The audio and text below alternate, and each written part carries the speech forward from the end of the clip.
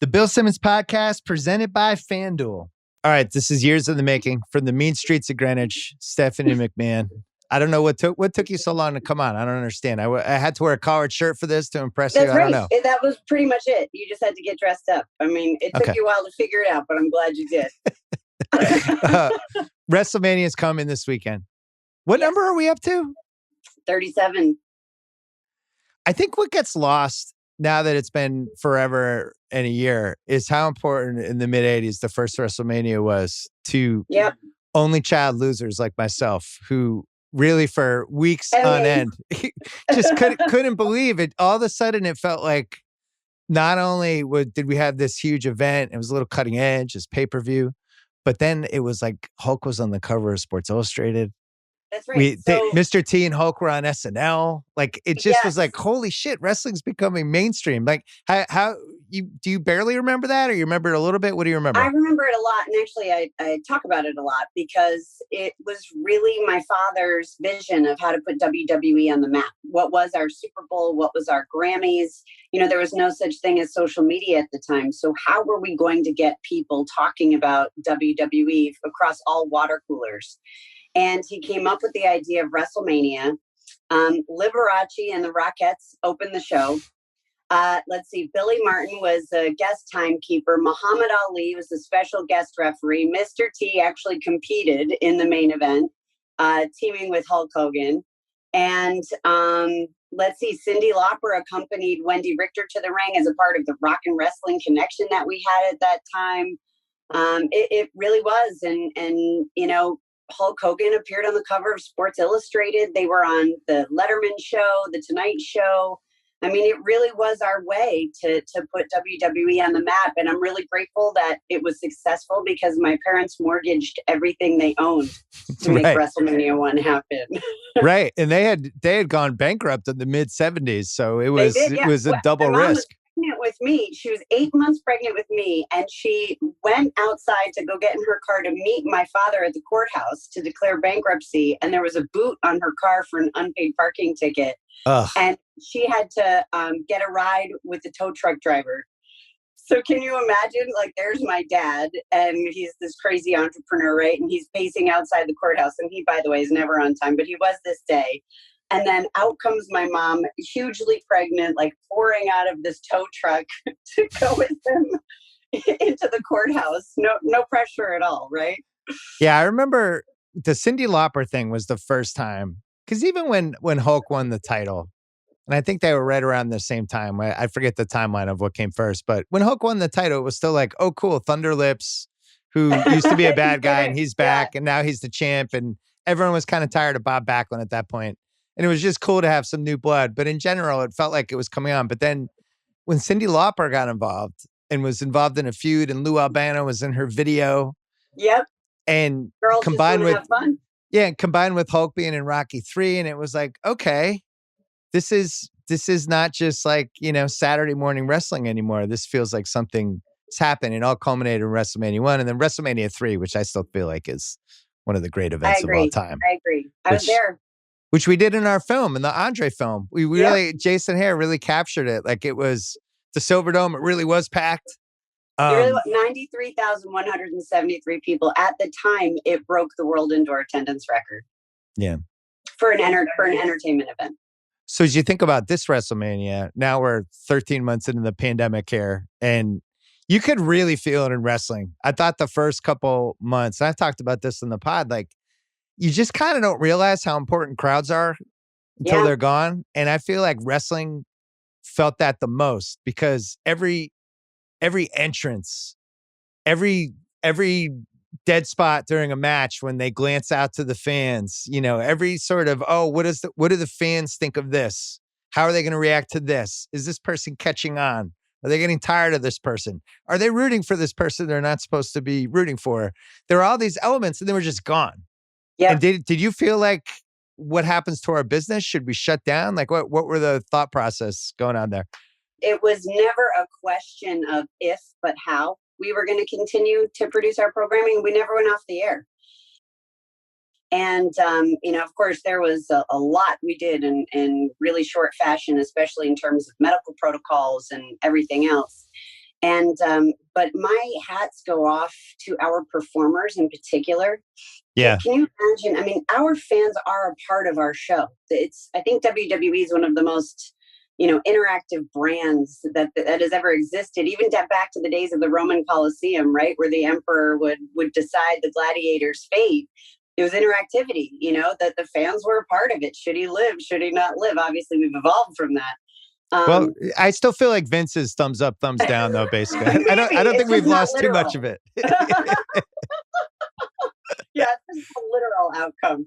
But yeah, I mean, we feed off the crowd. Our fans actually dictate what we do, because sometimes it's working, sometimes it's not working. You really have to listen to them, and it's performance art mixed with improv. Basically, is what our talent do, and without our fans there, everything even hurts worse. Right. I can't imagine what that was like for them for so long. Well, plus you could hear them in the ring a lot better, which I'm sure had to change even what they're doing in the ring. The commentators were saying they could hear a pin drop literally. And it's just so hard. It's so foreign. That's not what we do. We are all about bringing this community together. And that's why we're so excited about WrestleMania. And actually having, 25,000 fans in attendance, which is not, a full capacity crowd, obviously, because we still have to have all of our safety protocols in place. But man, we can't wait. Those 25,000 people are going to sound like 100,000 people. I can't wait. Well, sometimes that's what happens, because we've seen it in the NBA. There's been some good Knicks crowds so far. And even though it's only like 1/10 of the arena, they try to make up for it by being super loud, super boisterous. So. Yep. Well, and I have to say, I was at Takeover last night, NXT Takeover, and we had we weren't watching it in my house. Come on. So there were a couple hundred people there, and it felt. I mean, and even Paul, my husband, Triple H, gives a speech, after every show, and his speech last night had me in tears, and he talked about performing in front of those 100. He said, "I've never thought I would be bragging about performing in front of 200 people," and he said, "But God, it felt good." And Nita Strauss, who's Alice Cooper's guitarist, and she opened the show playing the national anthem, and she was in tears performing in front of people. I mean, when you are a live event entertainer, there is nothing more important than the crowd. And that was on full display last night, and I can't wait for it again tonight. Well, it certainly makes you appreciate things you didn't know you should be appreciating, right? Like, I've been going to events my whole life. I've been going to basketball games since I was 4. And I got to a point, the Clippers were 15 minutes from my house, and I have Clippers tickets. I'm like, do I want to go? I've just been to so many things. And now a year later, I'll go to anything. Once we're back, I'm ready. You name it, I'm going to be there, because I really miss it. But it's funny, like with the tiny crowds you're having for this stuff, it's kind of a throwback to the 70s Saturdays, right? What was that, Allentown, Pennsylvania? Yes. It was like 100 people, 150. How many people was it? I don't know, because I wasn't there at that time, but I've heard the stories, and it was definitely small. Yeah. And they would film everything for a couple weeks, but we would have no idea. Watching home. The content. Yep. The internet made that impossible by the mid-90s, I think. Yeah. So who's your most... Well, this is tough, because then I have to phrase this correctly so you answer it. Okay. All right. You guys have always had a meal ticket, right? So like for years it was Andre, then Hogan becomes the meal ticket. Then you try to get Ultimate Word to become the meal ticket. It kind of sort of takes, not really, but then Bret Hart kind of steps in. Then it becomes Shawn Michaels. We go on down the line. Your husband was the meal ticket for a while. The most reliable person, the person you can put in the car to the first. Who is that now for you? Is it Roman Reigns? I think Roman's certainly one of them, for sure. I think, but you can't discount our women as well. I mean, you've got Sasha Banks, and Sasha and Bianca is newer, but they're going to be headlining night 1 of WrestleMania. That's going to be pretty special and spectacular. I can't wait to see their match. There's just Drew McIntyre's on his way, I think, as well. Bobby Lashley is starting to really come on the scene. We'll see. Late bloomer, Bobby. He's like in his 40s.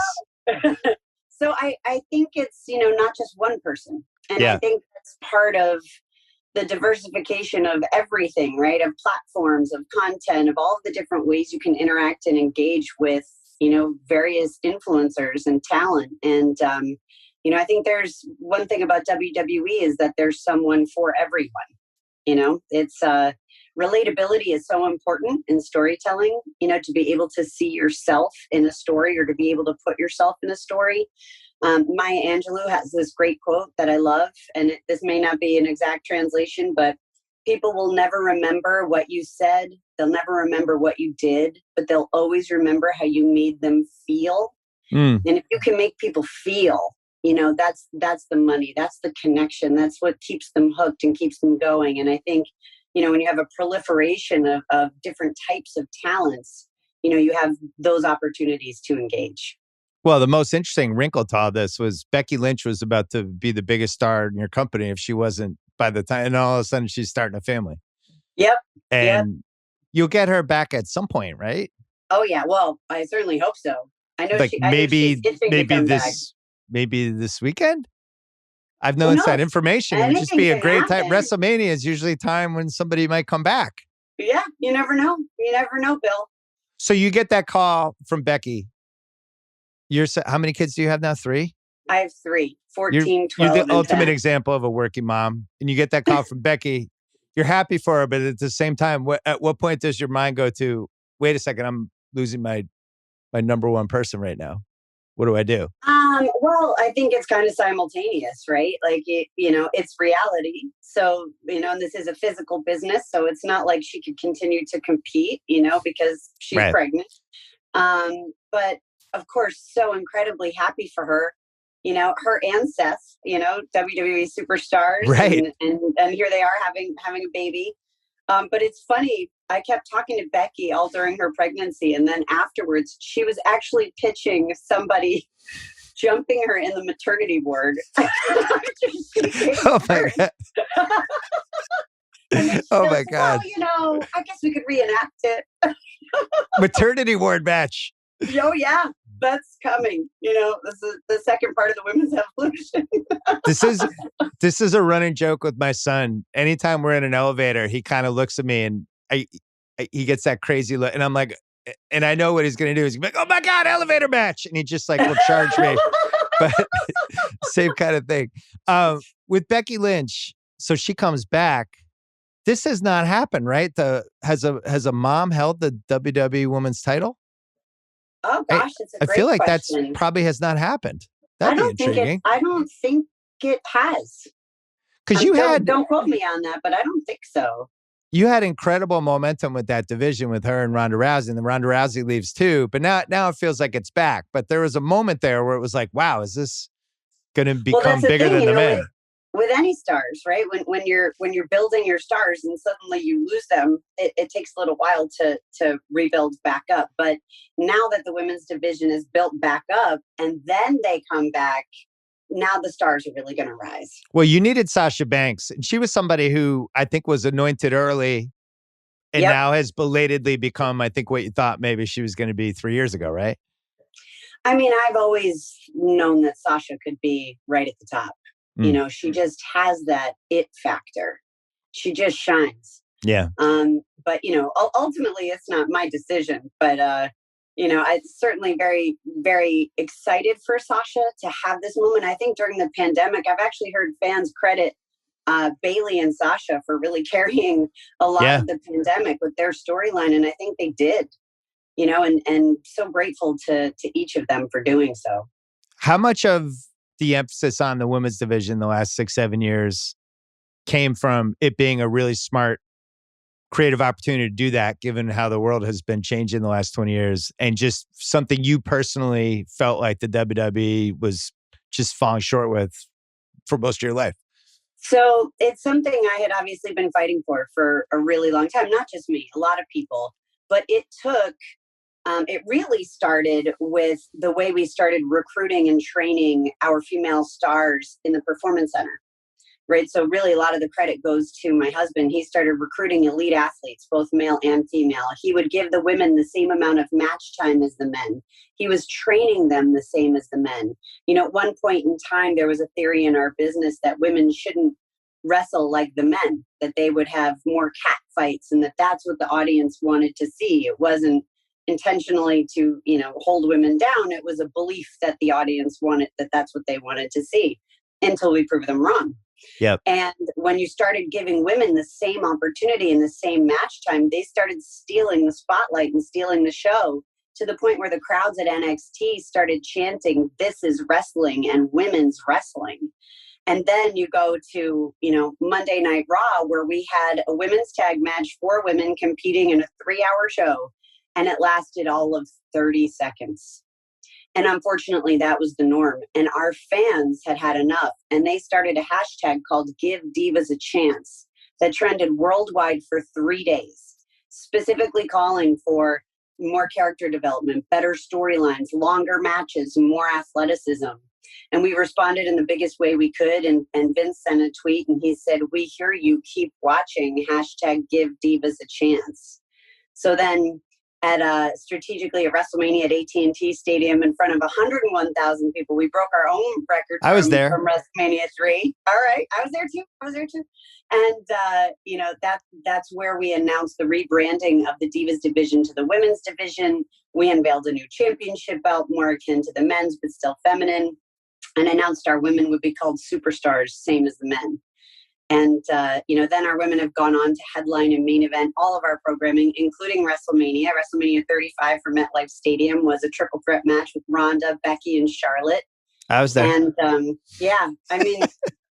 I'm always there for this stuff. Well, I'm glad. Not this year, though.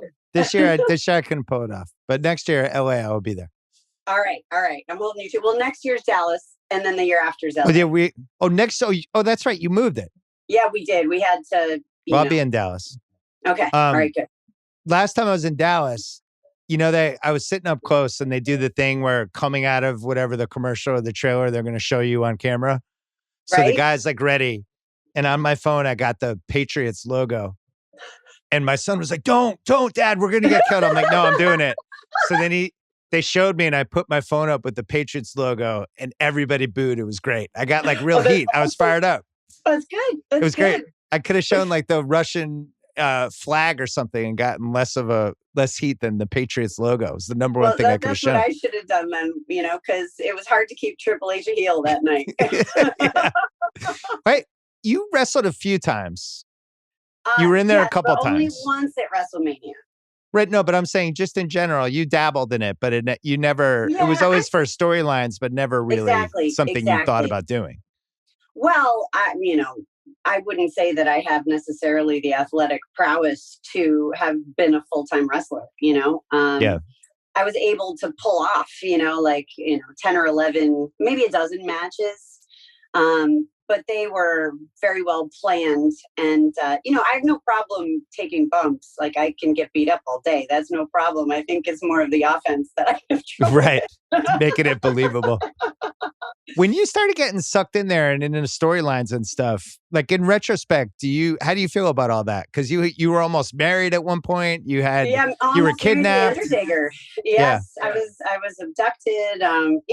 What a wild ride. What an incredible life I've led. And to have been in there with some of the best characters and the best performers of all time, male and female, and various storylines. I mean, that's how I debuted. I was abducted by the Undertaker in the Ministry of Darkness, almost married to him in the dark wedding. And who am I saved by? Stone Cold Steve Austin. But ultimately, it's all a coup, for my dad to get to Stone Cold Steve Austin as he's revealed as the head of the corporate ministry. It's like, what?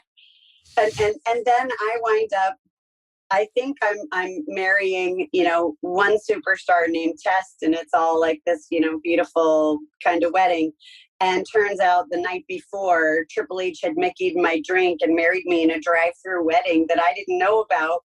So during my wedding at the Staples Center, out comes Triple H in one of those T-shirt tuxedos, and he has his leather jacket with a red boutonniere. And he says, hey, Vince, I know you said that if anybody who wasn't family interrupted the wedding, they'd be fired. So I think you need to take a look at this. And he throws to the footage. And then he goes, and Vince, it's really not a question of if, but how many times we consummated the Oh, I marriage. remember And that. there's me in my wedding dress with my mom, like my real mom, and I'm crying. And it's like this whole scene. Were you guys And dating then- yet at that point? No, not at all. Not at all. How bizarre is that? Yeah, oh, I know. Life imitated art. I mean, really, life imitated art. We were married and divorced before we actually started dating. We say we had like a test run. Have your kids, you've out of the three, has any of them done YouTube deep dives on all this stuff and been like, wait, what the F is going on here? Not quite yet. Not quite yet. So I'm sure that's coming though, because YouTube is huge in my house, particularly for my 10-year-old. Oh my God. She Thank doesn't God know to look us up yet. Thank God you don't have my son. My son would have already watched every single YouTube video that's ever existed. Let me ask about your dad. So Prepare for that, though. your dad's on the run here really since the mid 70s. Yep. It's going from city to city, event to event, legendary workaholic. A workaholic to the degree that I'm sure all of you worry about him constantly, especially because he's older now, but still on the road all the time. And then we have a pandemic and now he's trapped in his place. He wasn't trapped. He continued to travel every week. Even during the pandemic? We never stopped producing television. So every week live, he would fly down to Orlando and produce the shows from the Performance Center. He never stopped. Wow. Okay. So that answers my question, because I was going to say, I can't imagine Vince being confined in a house waiting out the pandemic. I think he'd go crazy. Yeah. Crazier. Crazier. So he never stopped working, never stopped traveling. Nope. What are the differences with him? I think that's actually one of the keys to his success. Right. He never stopped. What are the differences between him at this point in his life versus late 90s Vince, other than being older?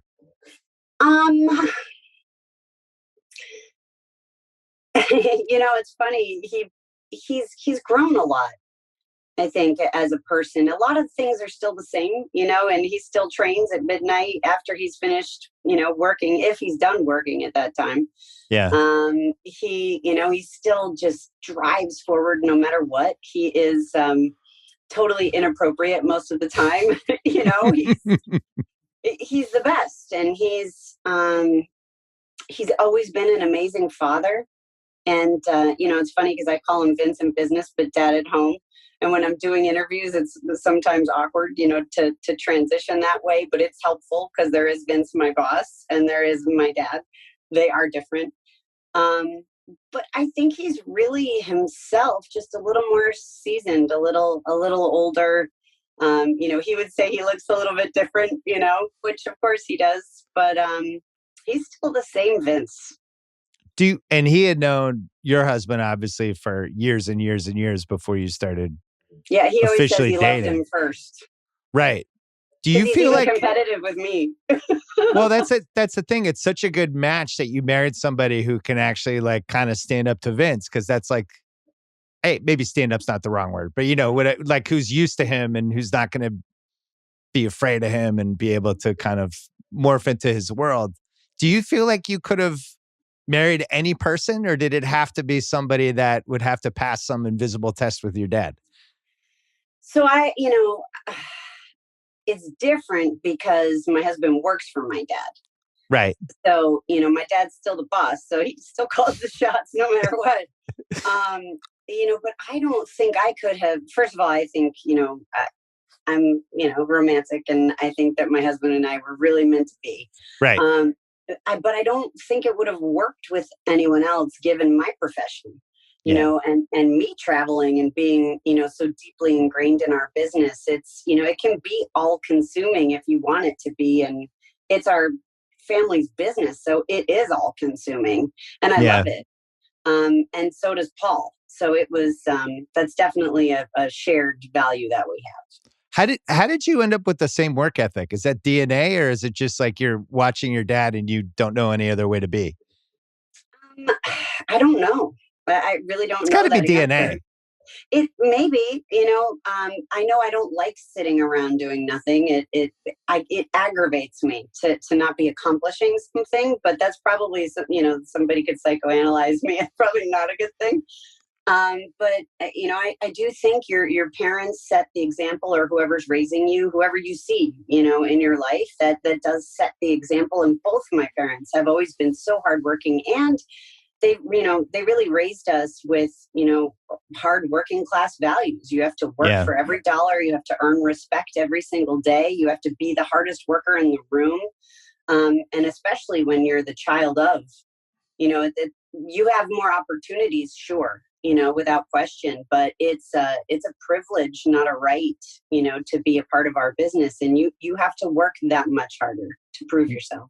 When did you feel like you and Paul were kind of being groomed as to take a bigger load and potentially, when a million years down the road, potentially run this whole thing?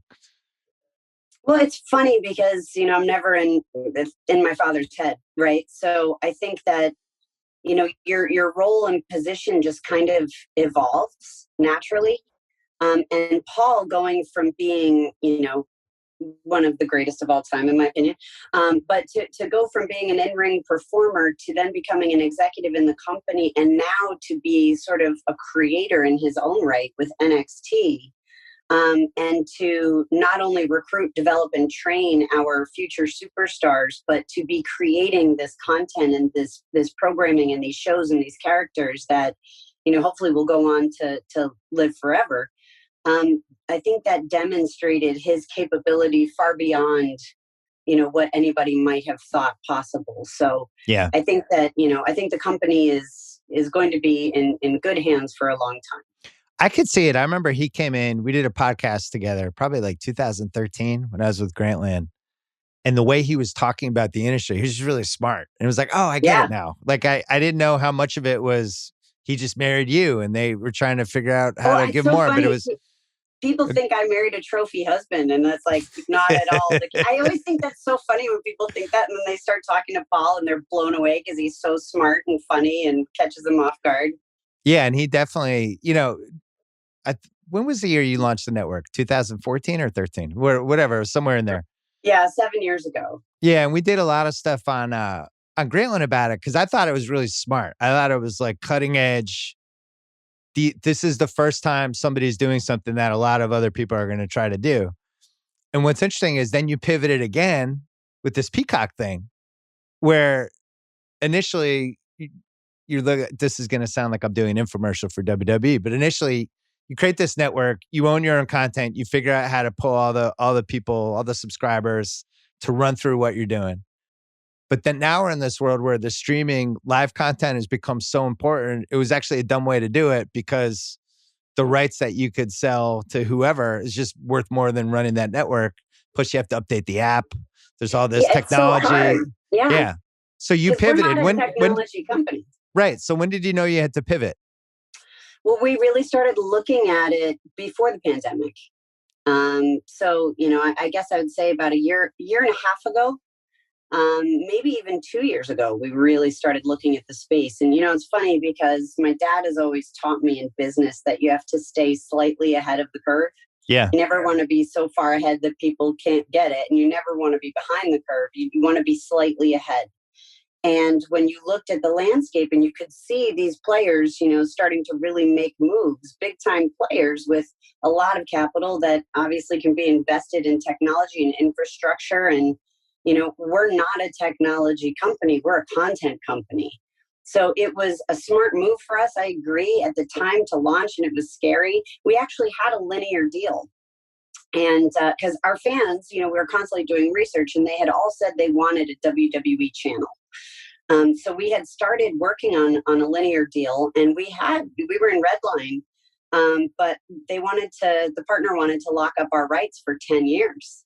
Oh, Vince doesn't do 10-year deals. Vince does not do 10 years. Well, at least he wouldn't at that time. Who knows? The deal could be perfect for 10 years, but certainly not in that case. And he took a step back. We did more research, and we found our audience was 5 times more likely to watch online video than the norm. And we decided right then and there we were going to own our own destiny, and we were going to go forward. And in 8 months, we launched the WWE Network, which is pretty unheard of. Yeah, it's in retrospect, it's funny that you were, like you said, slightly ahead that time, but now it feels like this time too, because, Well, we The certainly deal you hope made, so. the deal you made with Peacock was lucrative. Absolutely. And we don't have to be competitive in the tech space in that regard, right? Yeah. It's not about features and functionality and, everything else. It's so hard to be competitive in. Now we have the opportunity to just really focus on our content and how that plays out across all mediums and platforms for our fans. Give me a pick for your next big superstar. Oh, it's so hard because I hate to pick a favorite. I never want any of our talent to feel like, Steph said this person. So, that kind of a thing. But fair. That's fair, but still give me somebody to watch. Well, I would say just turn to NXT, really. I mean, if you look at TakeOver last night and TakeOver tonight and what's coming, you'll see the future very clearly.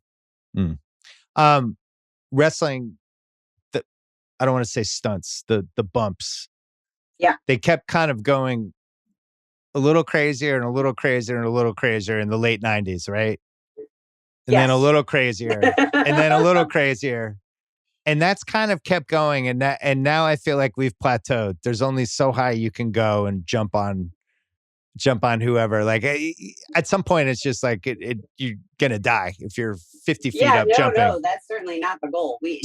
So how do you walk that tightrope of keeping fans thrilled and feeling like they've seen something just now that they've never seen before, but at the same time, you've had this evolution where you guys have done just about everything possible with a wrestling ring? Well, when we pulled back from the Attitude Era, and we went back to being TV PG, we actually did pull back a lot of those stunts as well. Because they really were getting to be a little bit too much. And, the health and safety of our performers is paramount. Without our talent, we don't have anything. And we certainly never want anyone to be hurt. It's supposed to be a show. It's fun. It's spectacle. So, we did pull a lot of that back. But I think what you'll see is the athleticism has just continued to ramp. So even just the matches themselves and what these talent can do and the flips and the moves and the holds, and it's at another level and it ratchets up every single year. And It's funny because people even ask me like, hey, do you think you're going to get back in the ring one day? And I'm like, hell no, I can't hang at that level. It's gonna be so obvious to anybody watching. And it's just amazing. Our talent. And I think in every sport, right? When you look at the athleticism, just people are taking it to another level across the board. It's a little like what happened in basketball with the 3-point shooting, where in the last 12, 13 years, the 3-point shooting just went through the roof and completely transformed the game. The same thing with wrestling. Now you watch the stuff from the 80s, which at the time, well, yeah, and you would have the exceptions, right? Like the Steamboat Savage match and some of the stuff both of those guys were doing just in general. Just tiny little moments compared to now, right? Yeah. The Steamboat Savage match seems tame compared to your average NXT match now. But at the time, it was like, oh my God, what am I watching? This is amazing. But yeah, it is the athleticism. Have you thought about, how to reduce the workload? I mean, I know you've already done that, but is there some sort of place to land? Done that. Yeah. No, but I'm saying when things get back to normal, how much thought and time and energy have you put into the science of what's the right workload for these guys? It's something I remember talking to Paul about a couple of years ago too. It's something that we constantly keep an eye on, and what's the balance of also, Vince has this analogy of workhorses. Right. And when you have workhorses that you have to be the one to pull them back because left to their own devices, they'll run themselves into the ground or what have you. Like AJ Styles. He would go every day if just go. And so, but also these talent, they don't want to lose their spot in the story. Once you finally get there and you're a part of this big story, you never want to lose your spot. So it's constantly a balance of trying to do what's right, for your performers and also what they want and also trying to keep your storylines going and everything else. So whether it's taking a number of live events off in between television, whether it's writing someone out of a storyline. You know, Sasha Banks took about, I think it was 6 months off, 4 to 6 months off. She was in a really bad place mentally. Because it's not just the physical toll, it's the mental toll too. You know, when you're on the road and you're going so hard all the time, it's really hard. And also I think when you're a star, you know, the world treats you a little bit differently, and it can be quite an interesting experience. But what I didn't know that I actually just learned is that Sasha went to Japan to train with a well-known female wrestler over there. Satomura, I believe is her last name. And Sasha trained the whole time, or at least for a good portion of the time that she was gone, and just reconnected with her love of the business, you know, and I think learned to set her own boundaries, which is important. I think it's important for everybody in life to know what their own boundaries are. You know, the NBA has dealt with that too, with the mental health of their players and just kind of being more cognizant of issues they may be going on. I think social media probably plays a big part of that. With some people, when you're a famous person, go read your replies for an hour and you feel like shit after you're on your hotel room. I'm semi-famous, and I read, and anytime I read it, I'm like depressed. Why did I do that? Yeah. So it's interesting because you don't even think of like thinking about that with WWE stars. Like, oh yeah, they have to take some time off to regroup. It's like, wait a second, you're supposed to be superhuman. Right? Yeah. But they are human. Yeah. Speaking of superhuman, Vince, how many years left at this level? Like, is realistic? Like, what do the doctors say? What does his doctor say when he goes in for a check-in? Like, hey, you can't work 100 hours a week anymore. You're 77. Like, what? How many more years does he have doing this? He's only 75. 75. My bad, Vince. Yeah, but I think it's, you know, anybody who tries to tell him he shouldn't do something, it only makes him want to do it more. I mean, really, that's just the truth of it. And he is going to go as hard as he possibly can for as long as he possibly can. And maybe he's the ultimate workhorse in that regard. Do you see yourself ever leaving the WWE for any reason, or are you there for life? I think I'm here for life. You know, I have had times in my career where I've reflected and wondered, you know, if I should step away or just what. But ultimately, I'm just always pulled back because I love it so much. You know, and I've wondered, like, is it, you know, should I try something different just because I've always been in WWE? And do I need to, you know, make my own mark or do something else or step away from my family or, you know, or what is it? You know, you have all kinds of internal conversations all the time. But when I try that on as the real thing, when I think about it, like, and actually consider it, it's what I try to do when I'm making decisions. I try to make it real, like as if I've made that decision, and I feel regret and I feel loss. And those aren't the feelings that I want to have. And I know that WWE it's my life. It's been what I have loved since I was a little girl, since I was watching in the stands. You know, never rooting for Hulk Hogan, by the way. You're right. You turned on him immediately. Always a heel fan. Always a heel really? fan. Yeah, who was your first favorite one? Oh, Piper. Definitely. He was just so clever and funny. And, you know, the heels, I always like the heels the best. Piper was certainly, it felt like he redefined the heel and did some stuff. He redefined a lot of things, I think. Yeah. Do you look back at some of the stuff like, you know, we didn't know any better. And I think as a society, we go backwards too much and try to litigate, oh, this is problematic, that was problematic. It's like, whatever, this is just the way it was. Happened. Let's learn from it. Yeah. The Macho Man Elizabeth thing is crazy to look back at. I think out of all the ones, I'm like, this really toxic relationship. And the fans, basically, the crux of it, almost every match was like, don't be mean to her. Don't be mean to her. And we're all like on pins and needles. And she becomes a face, basically, just because she's in this bad relationship. It's bizarre to look back at. But it seemed totally normal in like 1986, right? It was just like, oh, yeah, this is wrestling. Yeah. This is how it goes. I think if that happened now, people would have like a heart attack. Probably. Well, they would want Elizabeth to stand up and slap the crap out of Randy. Yeah. Oh, yeah. That probably would have been what they would have wanted. That would have happened the first night. Oh, yeah. And she would, yeah, there are a lot of different visualizations just went through my mind. But yeah, but that was the time. And what's funny is when I was growing up, I was actually so happy to see a woman out there, and it I was didn't too, for dawn on different me. reasons, as an only Right. child teenager. Yeah, it was like, oh, cool. Yeah, I It's guess. not just dudes. Awesome.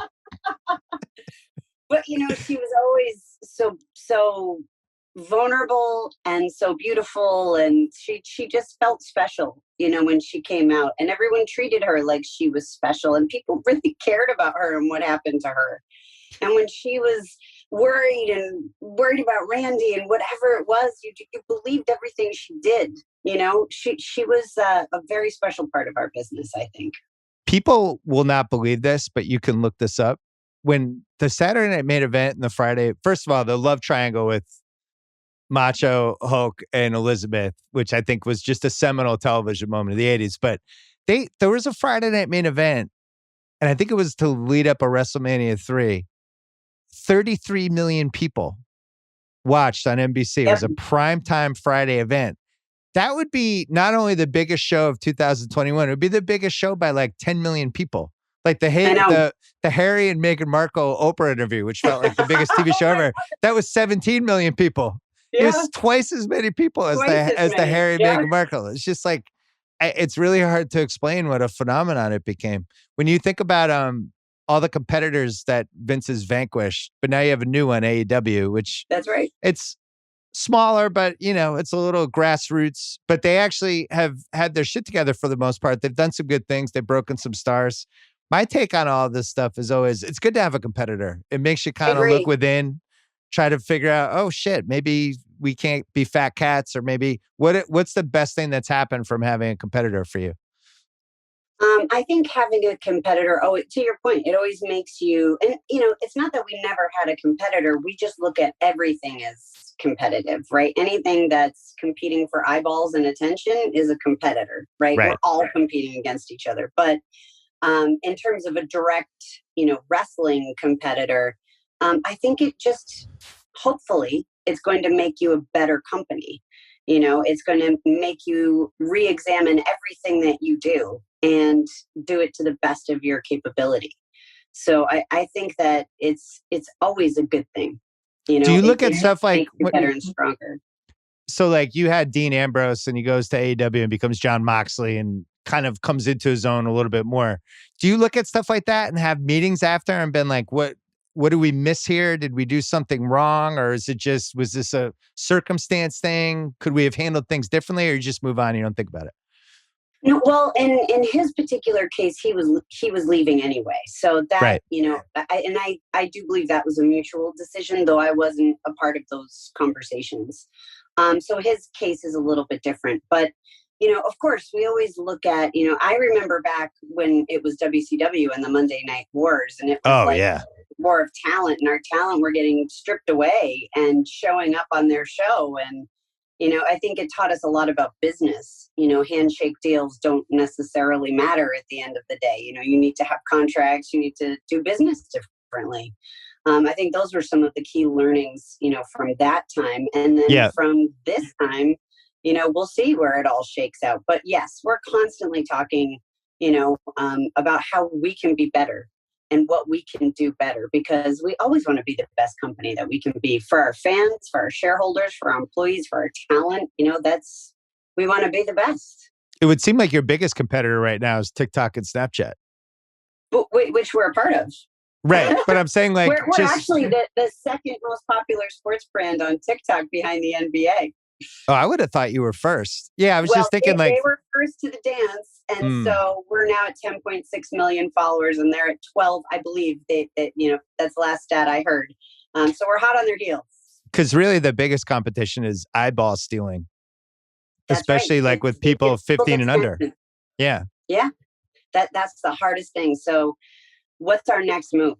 And how are we going to continue to keep your son hooked, or people his age or younger, and what is that next? Because it used to be family watching is what brought the next generation, people watching together. I can't tell you how many times I've heard, I watched with my dad, I watched with my grandmother, this family watching. but now all kids have their own devices, and now you'll also hear gamers, right? And they'll be playing Madden and they'll call themselves football fans, but they've never watched a game on television, but they believe themselves to be a fan. They buy the merch, they do all of these different things. And, it's just a totally different audience. And you have to make sure that you are where they are and give them what they want. Your video games like that too. I'm sure you've sucked people in to the actual product just from people who started playing the video game who probably didn't know anybody in the game. Because it's a great game. Yeah. I was thinking as I was nodding to one of your answers that there's this Twitter thread about Vince, and I don't know how much of it was apocryphal or not, but it was like quirky things about Vince, and one of them was that he hates when people nod. Is that true? That's true. Yeah. It is? Oh, it is true. Because he feels like it influences the room. So if someone's talking and someone starts nodding, it's like you're going to influence the room one way or the other. You shouldn't influence the room. Let people think what they want to think. So that's true. That's true. What are some other? I mean, that's like a great quirk. Who hates nodding? It's the first person I've ever heard. It's like anti-nodding, but that totally makes sense. Yeah, he hates sneezing. Hates sneezing. That's also true. Because it's involuntary and he cannot control it. He hates sneezing. So he hates when he sneezes, or he hates when anyone sneezes? I think it's really anyone, but especially when it's him. Are there foods that he hates? Or is he one of those people who only eats like 3 types of things? Yeah, he really eats so clean. I mean, he will get into like some junk food. When back in the 80s, he used to love, this is gross, but this is just nasty. He would eat, I think it's nasty. He would eat Oreos with squeezed cheese. You know, that easy cheese that used to come out of the can? Cheese in a can just sounds bad anyway. And he would put that on Oreo cookies and eat like a bag of it. Unbelievable. That's a crazy quirk too. I never told you this Vince story. So I went to high school at Brunswick.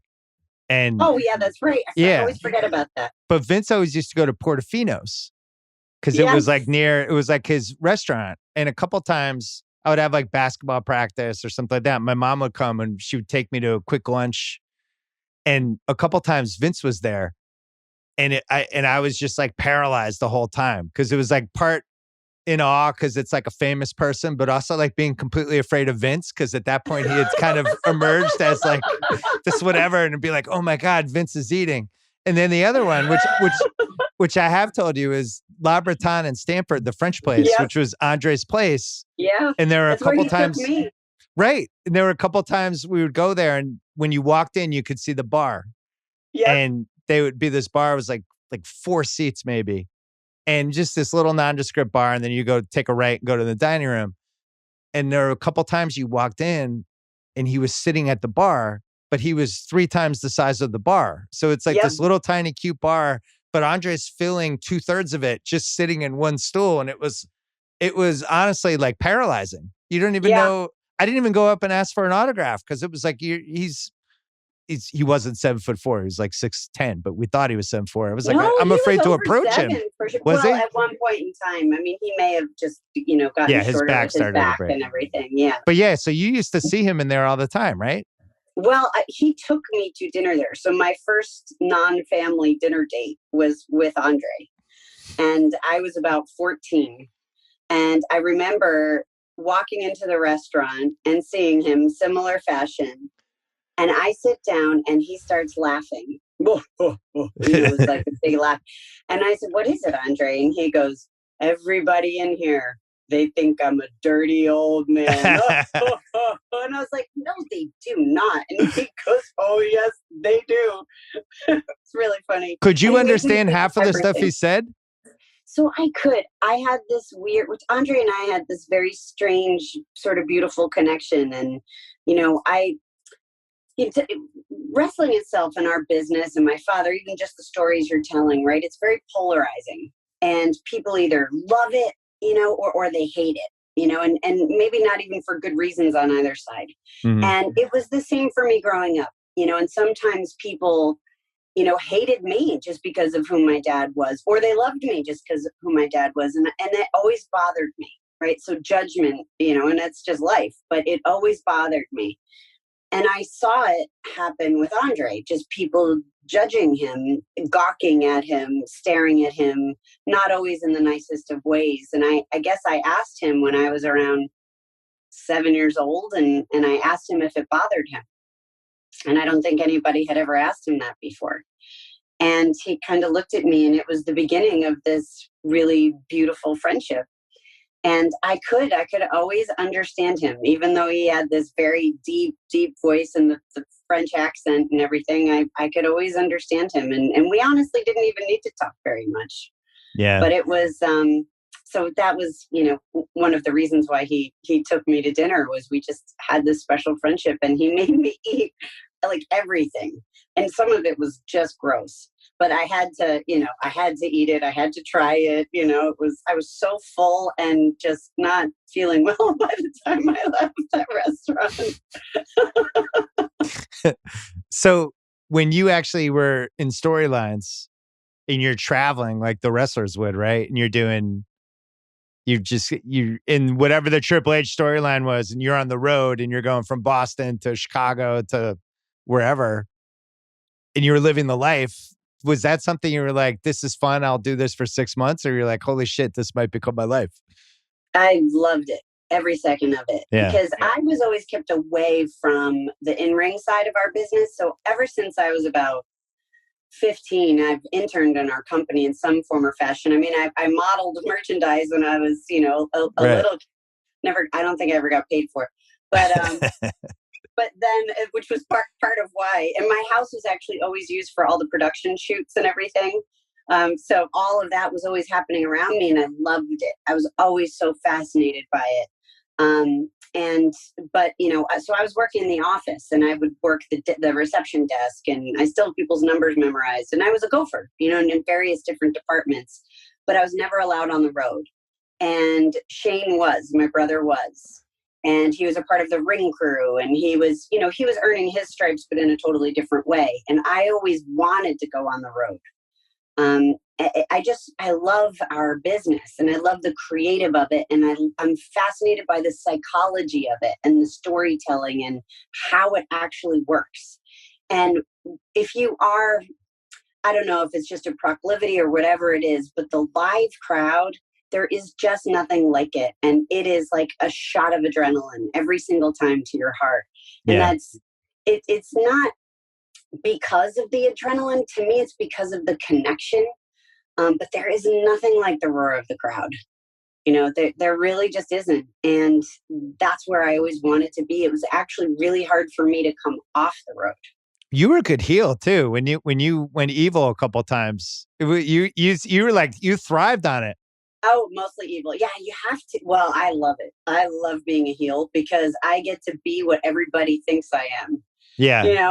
Everybody assumes I am the, spoiled rich bitch daughter of Vince McMahon. And I just, whatever. And I get to play that role, and not only that, though, because my character has the business smarts, too. Right. So I'm going to stick it to the performers. I'm going to stick it to our fans, in as many ways as possible. And I'm going to talk down to you while I do it. But it's just fun.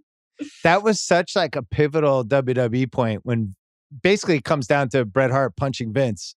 But then Vince realizing oh, yeah, Vince spit on him, then punched him.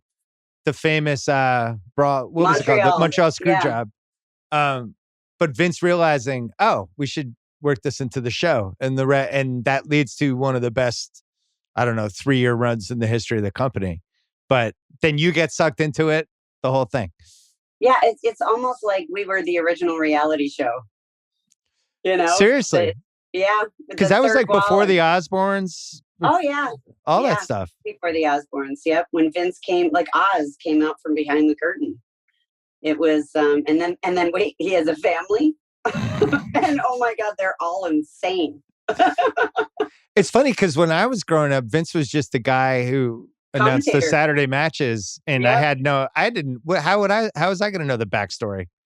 And even when he bought from his father and all that stuff, I still wasn't until like Tuesday Night Titans where it was becoming clear he was kind of in charge of things, But up to that point, I just thought he was like the announcer. And how did you feel about Tuesday Night Titans? I watched it every week. What are you talking about? It was some of the greatest television of all time. It was food ice and everything else.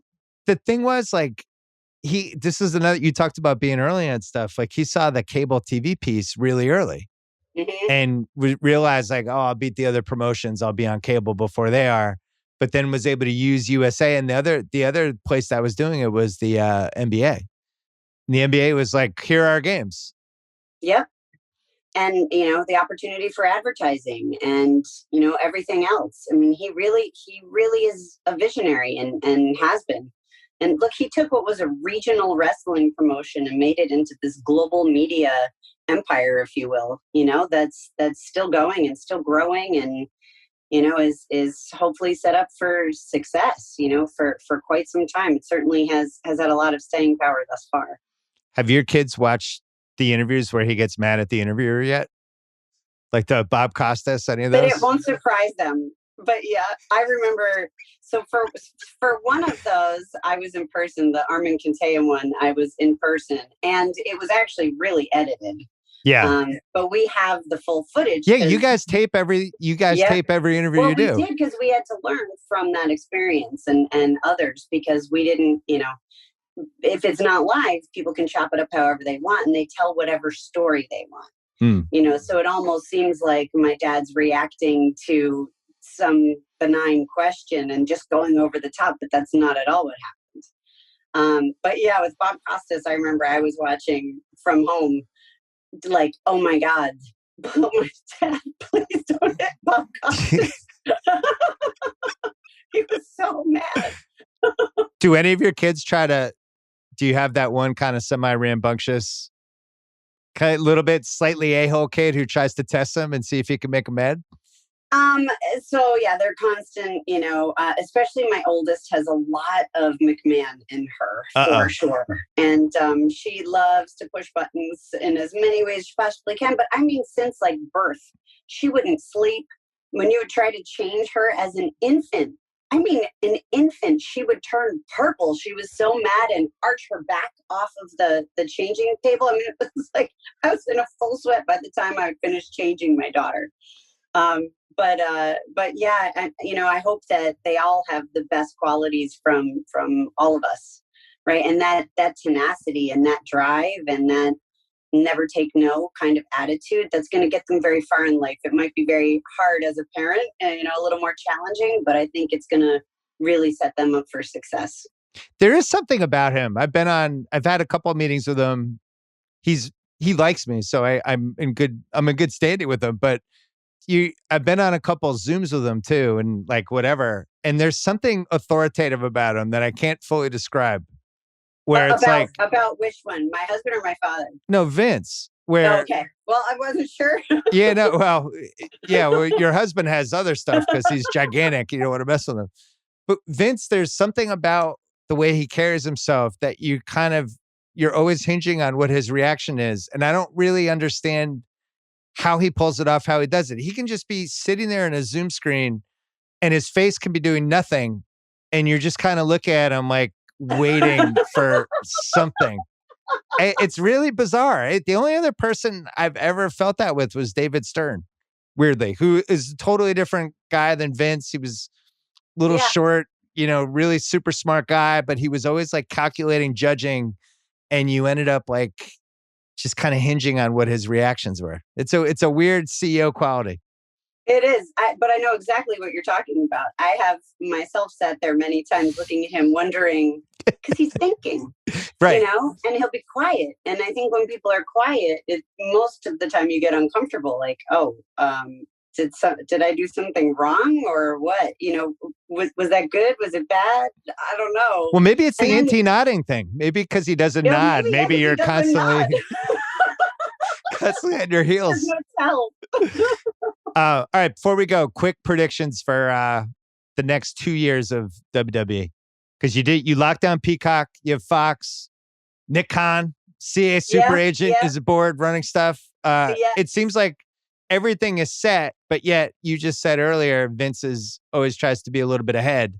It seems like everything's lined up, but I know you guys are probably up to stuff. What are you looking at? Well, there's a couple of new deals. Okay. They're going to be announced sooner. And, but I think international is going to be a focus for us. So really replicating what's been successful in the States and what we launched in the UK with NXT UK, with local performance centers and talent and content and CPG, and basically creating all of the business models that we have here, but with local talent in key markets. And ultimately, if you think about what that could mean, is we really could create our own World Cup, right? With these different countries ultimately competing against one another. And, you know, do you have stars that then ladder up into Raw and SmackDown? Do you have, you know, how do those talent then feed through the whole system? And it's sort of recreating what was the regional model, but it's all, you know, hopefully WWE and all over the world. Well, you've had the most interesting results with India with that, right? Where you're branding local people who potentially one of them could just ascend and become somebody who's here in America. So we just produced a local, well, it was produced in the States because of COVID restrictions, but it was a show specifically in partnership with Sony for the Indian market. And we called it Superstar Spectacle. And we don't have enough of the Indian talent, you know, from our various tryouts that we've done yet to do a show all on their own. And they're also not big name stars yet. So we brought in a lot of our current stars as well. We had a local Bollywood crew because of the technology that we're utilizing in our residency, where we have the famous group has brought in nearly 1,000 virtual fans every night. We actually brought in only Indian fans. So it was an Indian only audience and really produced for that local market. So there's lots of opportunities, and technology only enables that further. What are the biggest countries you're looking at? India? Is there, if you had a top three? Yeah, absolutely. I think India, you know, the Middle East, any English speaking territory for sure, and Latin America. All right. WrestleMania, 2 parts this weekend. So Saturday, the cliffhanger is the women's match, and then that's right. And then Sunday. I like how you're doing this, the 2-parter, because honestly, though, I went to the one in New York. It was like, I think it was like long. 28 hours. Yeah, it was very long. we slept. I woke up. My contacts were dry to my eyeballs. There were 5 more hours of matches. So I think the 2-part thing is smart because it's hard for the crowd to keep the energy after, I would say, 3 hours and 10 minutes. It's super hard. It's hard when you're at the event. It's hard even when you're watching at home. It's a long show. So yeah, I do. I like the 2-night format as well. And it's added value, you know? It's added value for our fans. And then, you know, we'll see what we do coming out of the pandemic if it remains 2 nights or goes to 1. But there's no shortage of things to do. That's for sure. All right. This wasn't that bad, right? Your first BS appearance? No, I loved it. We did it. It was like an hour. It was fun. It was great to see you. Thanks for coming on. Great to see you too. So you're not going to be in Tampa. So I hope I get to see you in person soon. Yeah. I'm not going to be in Tampa. My son was really mad about it too. It actually caused legitimate strife in my house. But I have to do all this traveling for my daughter for soccer stuff, and I couldn't do the WrestleMania. And then it turned into a whole "you like her more than me" thing, which you know how it goes. Yeah, you know how it goes. Yeah, I have 3 of them. Yeah, a lot of ego juggling with the children. Anyway, it was good to see you. Good luck this weekend. Thank you so much, Phil.